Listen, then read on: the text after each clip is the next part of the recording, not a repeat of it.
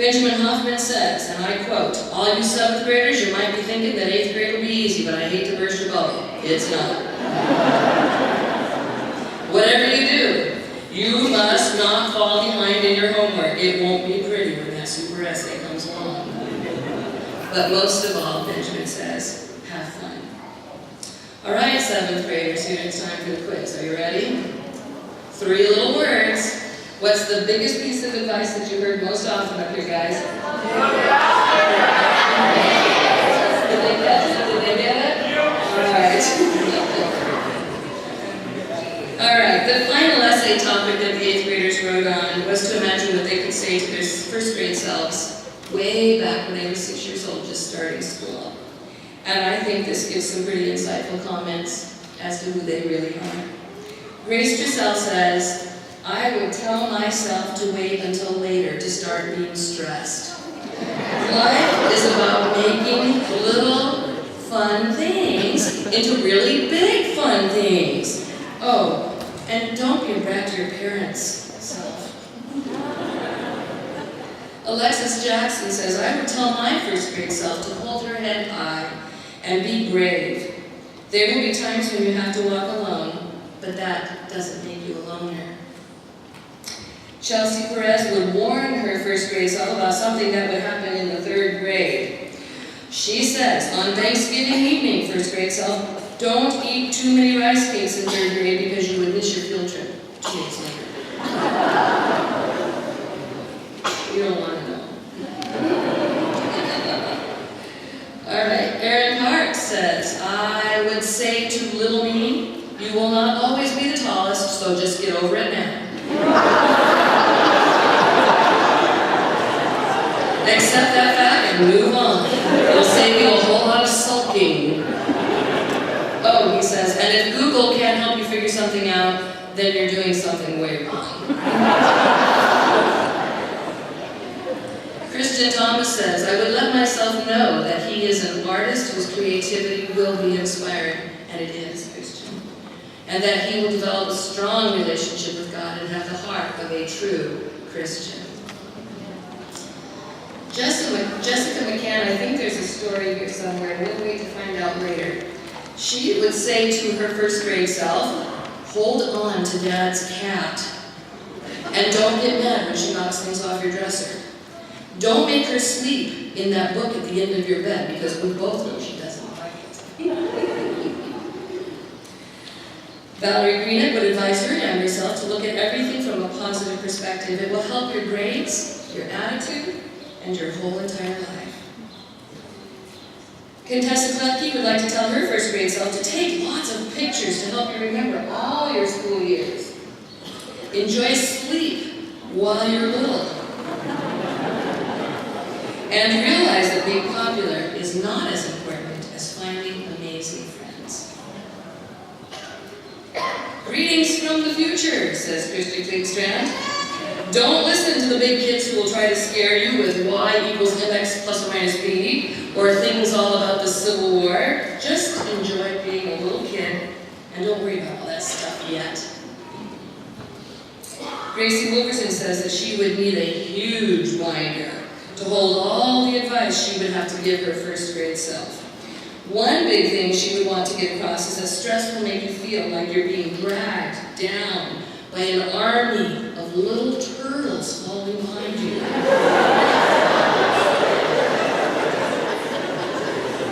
She thinks that her 1st grade self would get a good laugh at that too. Daniel Darrow would tell his 1st grade self to always think before he wants to do something. Make sure that it's really worth it. That way, he says, the younger me will be able to distinguish okay from stupid. Angelo Gallego would tell himself to aim high, but don't always expect perfection. Shoot for the moon, because even if you miss, you're going to land among the stars. Pretty insightful stuff, don't you think? And it sounds to me like if they follow their own advice to their 1st grade selves, that they're ready to move on to high school. What do you think? Well, we've got to hear a little bit of advice from you, and so now it's my turn to share just a few things with you guys, all right? Most everyone knows that my favorite movie is Sound of Music. But did you know that another very favorite movie of mine is one that I show every year for our Christmas party, which is The Princess Bride. Yeah. How many of you guys know The Princess Bride? Oh, yeah, we've got liners from that movie out the wazoo. I know we do. Just in case you don't know the story, it's a medieval tale, or at least it's set in medieval times, about a farm boy named Wesley who falls in love with a farm girl named Buttercup.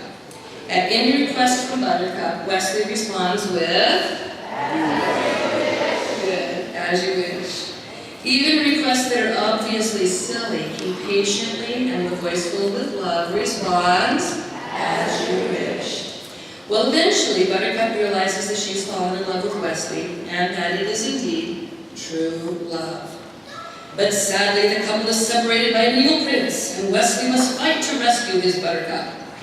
Along the way, the couple must survive quicksand, the fire swamp, and the dreaded ROUSs. That's rodents of unusual size. In case you didn't know. Okay.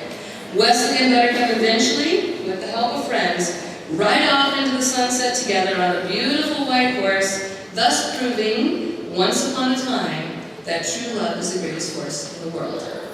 Now, where am I going with that? Well, you can take most any story and stretch it into an allegory for our Christian life. And I think that this story, even though it's flawed, has some good factors that we could look at. So I'd like to draw a few of those out for you. 8th graders, first of all, when we fall in love with Jesus, like Wesley fell in love with Buttercup, we want nothing more than to please him. Whatever he asks of us, we jump to do, even if it seems unusual. When Jesus says, "Follow me," we respond quickly, and with joy we say, "As you wish." When he says, "Love your enemies, do good to those who mistreat you," we answer, "As you wish, Lord." And because we love him, no task is a burden at all. Jesus says, "If you love me, keep my commandments." And our glad response to him is, "As you wish." So 8th graders, are you so in love with Jesus that whatever he asks of you, you are ready to say, "As you wish"? Point number 2. Along this journey called life, you'll face many difficulties. You simply can't avoid them. It's life. But Jesus has promised to go with you through the fire swamp. He will bring you back to the surface when you fall into quicksand-like circumstances that want to suck you under. He does battle for us with those rodents of unusual size that sneak up on us and attack us when we least expect them. Ephesians 6:12 states, "We wrestle not with flesh and blood, but against principalities and against powers, against the rulers of the darkness of this world, against spiritual wickedness in high places." We need Jesus because we have no power on our own to battle such evil. You must have Jesus beside you if you hope to have any chance of overcoming the fire swamp of this world. And number 3, the stories in the Bible are not fairy tales. Our mighty Prince Jesus will come to rescue us, and the evil prince of this world will be defeated. But we will ride off not into the sunset, but into infinite space on a cloud made of innumerable shining angels. We will leave this darkness behind to live happily ever after with our conquering Savior, because nothing can destroy true love. Well, just one more lesson before I end tonight. I want to comment on your class song, Oceans. I have to confess that at first it was baffling to me, but I listened to it over and over again as you guys sang it in different places and at different times, and I finally got it. It sank into me, and it is a powerful song, you guys. Very powerful. It reminds us of the time when Jesus was walking on a stormy sea toward his disciples who were desperately trying to keep their boat afloat. The story is found in Matthew 14, and I'd like to read it to you as we close. Jesus made the disciples get into the boat and go ahead of him to the other side while he dismissed the crowd. After he had dismissed them, he went up on the mountainside himself to pray. Later that night, he was there alone, and the boat was already a considerable distance from land, buffeted by the waves because the wind was against him. Shortly before dawn, Jesus went out to them, walking on the lake. When the disciples saw him walking on the lake, they were terrified. "It's a ghost," they said, and they cried out in fear. But Jesus immediately said to them, "Take courage, it is I, don't be afraid." "Lord, if it's really you," Peter replied, "tell me to come out on the water with you." "Come," said Jesus. And Peter got out of the boat and walked on the water toward Jesus. But when he looked around and saw the wind, he was afraid, and he began to sink and cried out, "Lord, save me!" And immediately Jesus reached out his hand and caught him. "You of little faith," he said, "why did you doubt?" And when they climbed into the boat, the wind died down. And then those who were in the boat worshipped him, saying, "Truly, you are the Son of God." Graduating class of 2015, Jesus says to you, "Take courage, it is I. Do not be afraid. Come, walk with me on the water." Students, all of us at Buena Vista want nothing more than to hear you say to Jesus, "As you wish."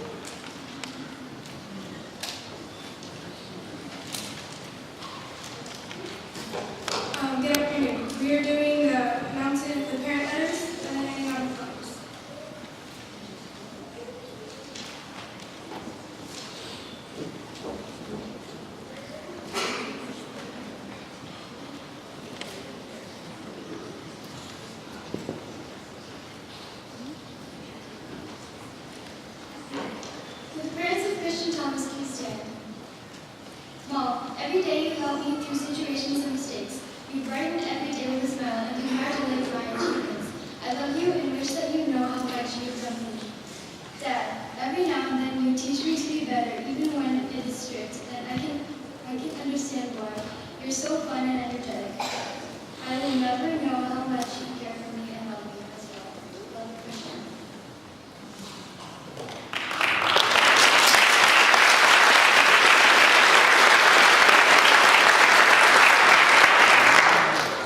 Will the parents of Aaron Parks please stand?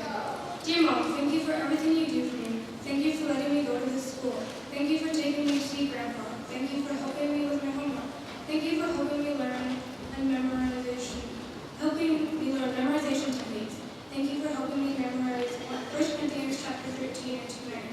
Once again, thank you for everything. Mom, sincerely, Aaron Parks.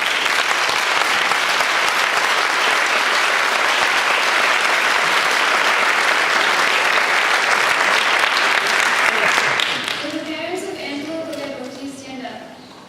Dear Mom and Dad, thank you for always caring for, loving, and believing in me.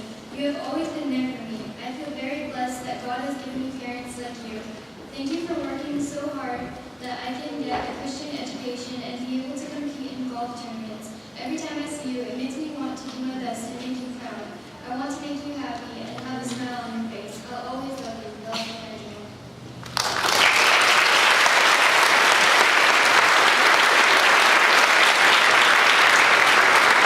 Will the parents of Jessica McCann please stand? Dear Mom and Dad, you are wonderful. You are my Wonder Woman and Batman.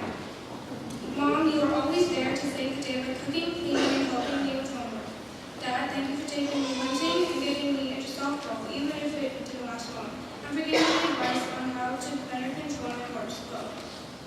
Thanks for finally agreeing that Batman is better than Superman. Thank you for being my Wonder Woman and Batman, not Jessica.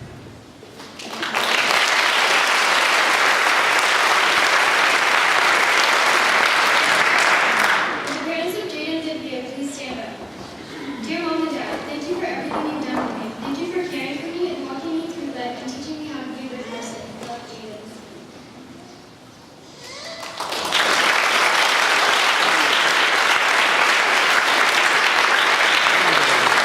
Will the guardians of Dylan John please stand?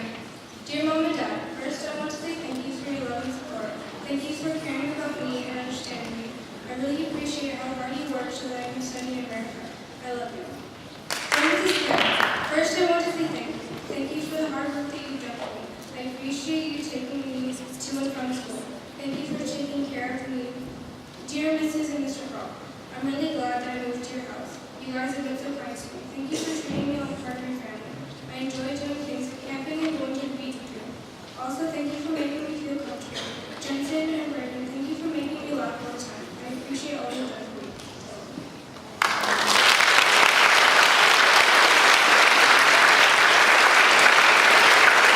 Will the parents of Daniel Darrow please stand? Dear Mom and Dad, thank you for everything. Thank you so much for giving me all I need and more. Thank you for caring for me. I love you. Daniel.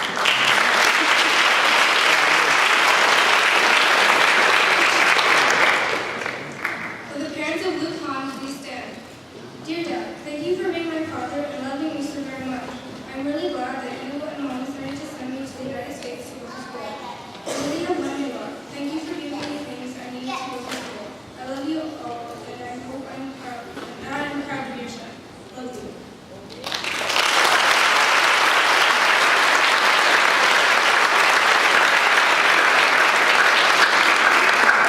Will the parents of Caleb Butler please stand? Dear Mom and Dad, first off, I just want to tell you that I love you both unconditionally. You have been supportive of me since day one, and I could never thank you enough. I know I can be a challenge, but you guys still try to support me in everything I do. So I guess what I'm trying to say is, I'm glad that you are my role models in my life. And with all my heart, I thank God that He chose you to be my parents. Love, Caleb.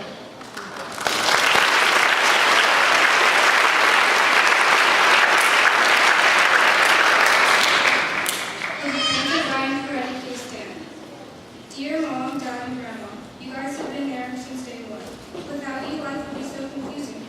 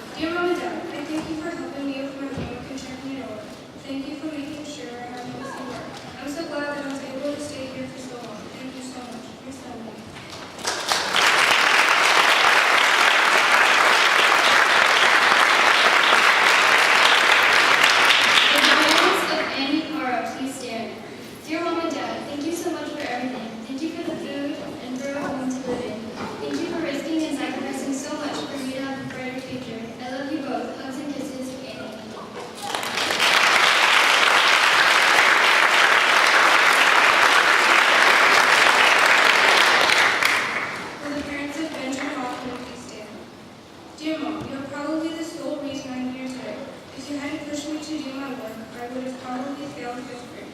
Thank you for all the love you've shown. Dad, I know we have some differences in opinion, but I just want to say I love you. Thanks for all the wisdom you've shown me, and thanks for all the funny stories you've told me. Benjamin.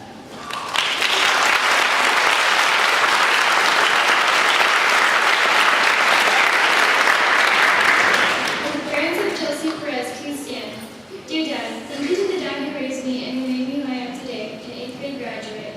If it weren't for you, who knows where I would be. Thanks for all the laughter and all the good times we had together. Dear Emma, I'm very happy you were able to make it to my graduation. Thank you for everything you do for us. Love, Chelsea Perez.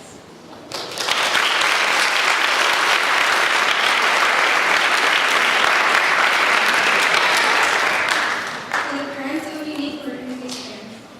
Dear Mom and Noah, thank you for all you've done for me. I am so blessed to have you in my life. You have supported me this week so much. Words cannot express. Amen.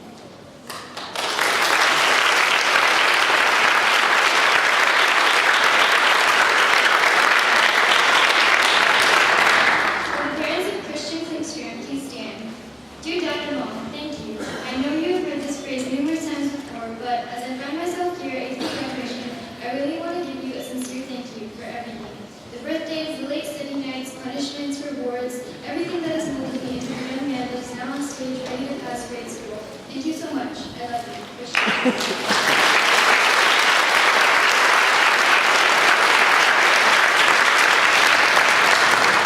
For the parents of Rick Preston, please stand.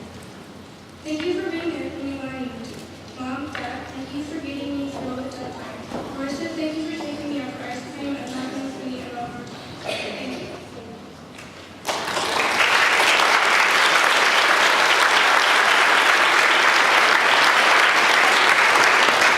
For the parents of Chelsea Rochelle, please stand. Dear Mom, thank you for everything you've done for me. You are my inspiration. Thank you for making me the best food anyone could ever ask for and letting me bring tons of class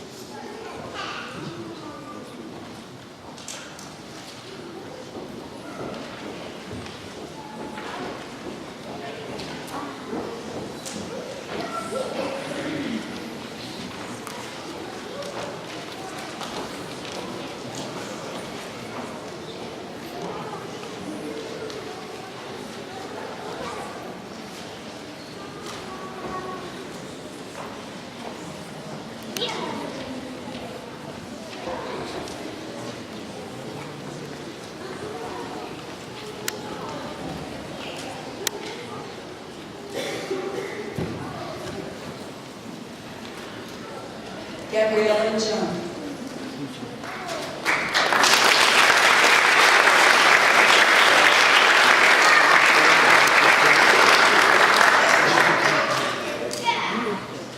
Christian Michael Thomas.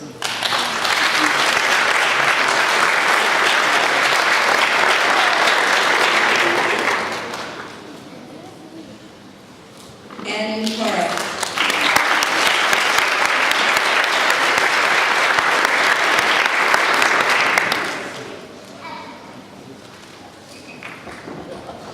Alexis Patrice Jackson.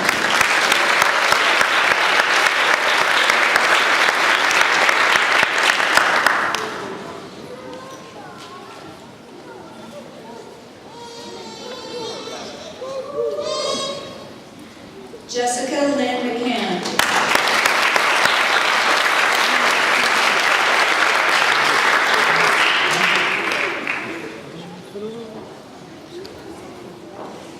Chelsea Ann Rochelle.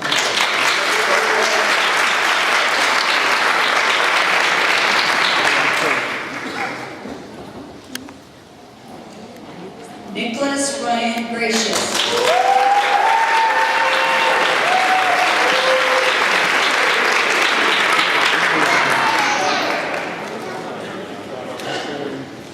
Heidi Elizabeth Kissinger.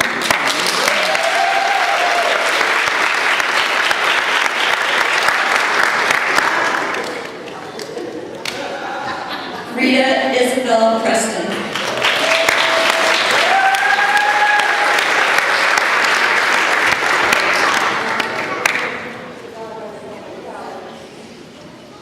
Gracie Elizabeth Wolverton.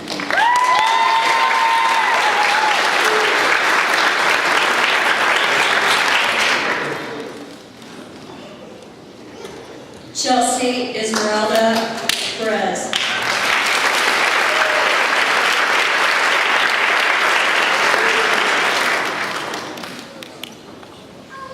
Aaron David Parks.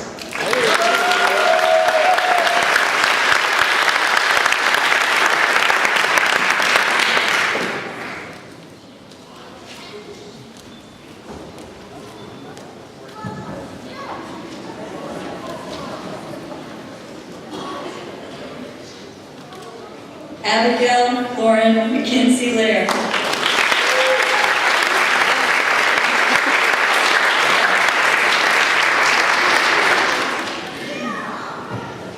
Solomon John.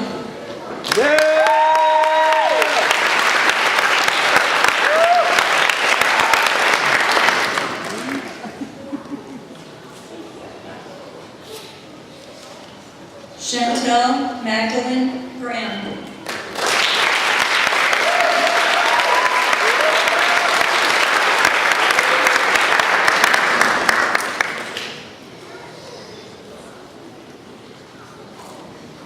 Benjamin Kirk Hoffman.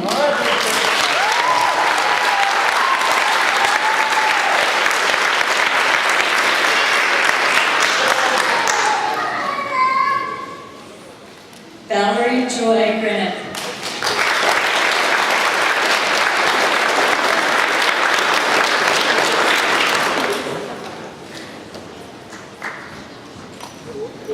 Victor Angelo Ibisade Gallueva.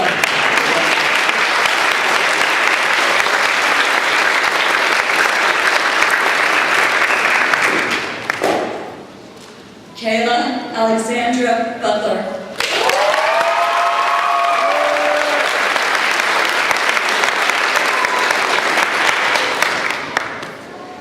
Ryan Jeremiah Ferretti.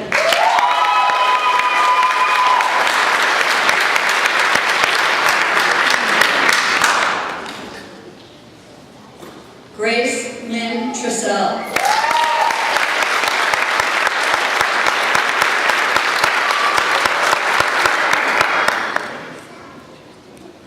Young Moon Han.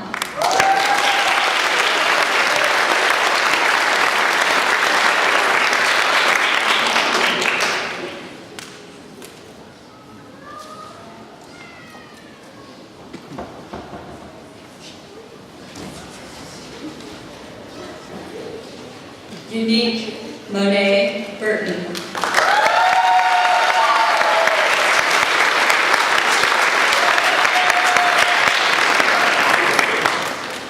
Daniel Joshua Manalo.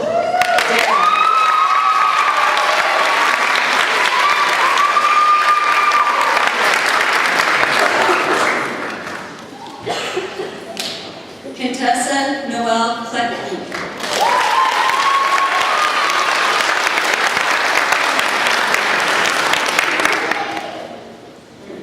Anthony Joseph Yanez.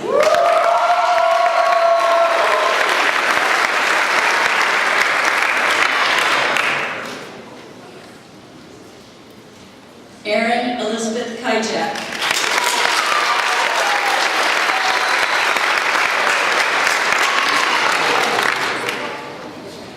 Jaden Ethan Vivier.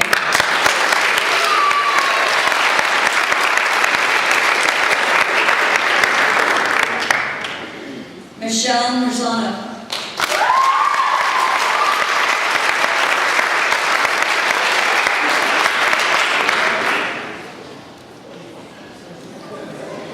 Christian James Quickstrand.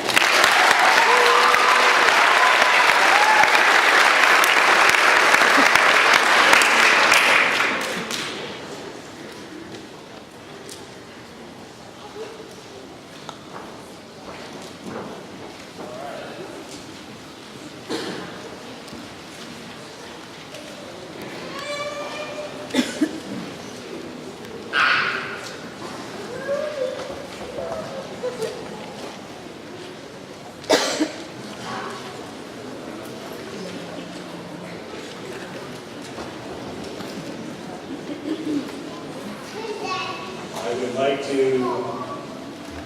join with the graduates and thank the family members, the community for their support of these students. They didn't get here by accident. They've had a lot of support along the way. You heard that in the things that they said. And so we thank you for your continued support this evening. We're going to go into an awards portion, and our first award is going to be given by Auburn Adventist Academy, and the presenter for that award is Pastor Tom Decker.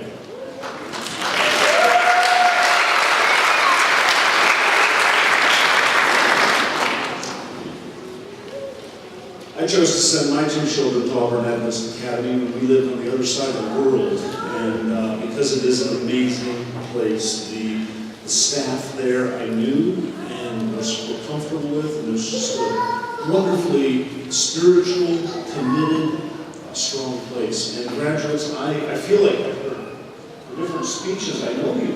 I mean, it's great.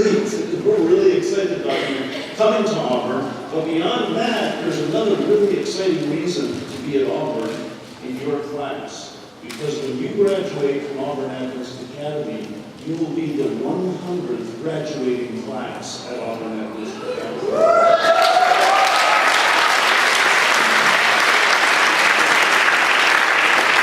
So we're very excited to have you. Vista teachers got together and chose a recipient for this award.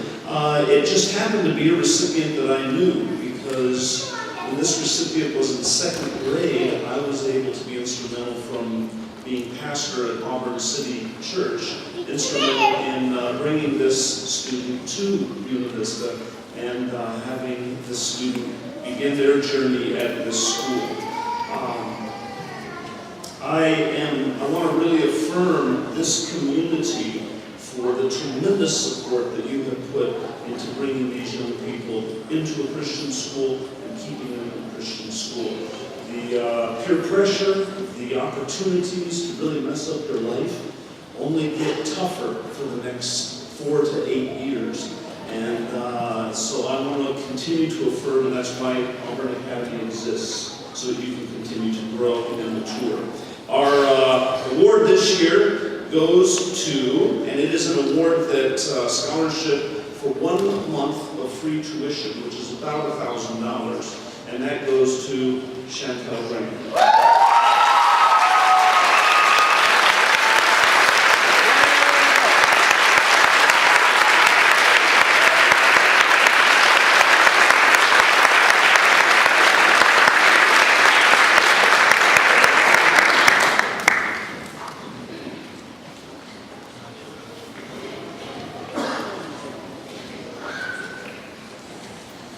Each year we take a student, we take a look at how the student has done throughout, especially 6th through 8th grade, and we give an award for the most academically improved student. This year, however, as we were taking a look at this, not only did the student improve in the last few years, but also as we take a look as he was growing up in our schools and how he was doing and the growth, the tremendous growth that we really saw in him as leadership as well as scholastically as the most academically improved student, and that is Benjamin Kirk Hoffman.